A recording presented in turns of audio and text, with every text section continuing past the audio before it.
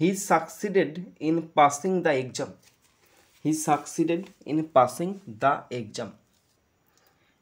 Use adjective form of the underline word.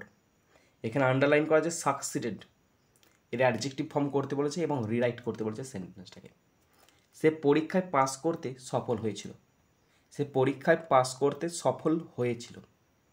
সাকসিডেডটা verb ফর্মেতে আছে। সাকসিডের adjective form হচ্ছে successful, মানে সফল, সাকসেসফুল। তাহলে এখন বাংলাটা দেওয়া আছে সে পরীক্ষায় পাস করতে সফল হয়েছিল। আমি যদি অ্যাডজেক্টিভ ফর্মের বাংলা মানেটা করি তখন হবে সে হয় সফল পরীক্ষায় পাস করতে, তাই না? তাহলে সে হয় সফল, হি ওয়াজ সাকসেসফুল, SUCCESSFUL।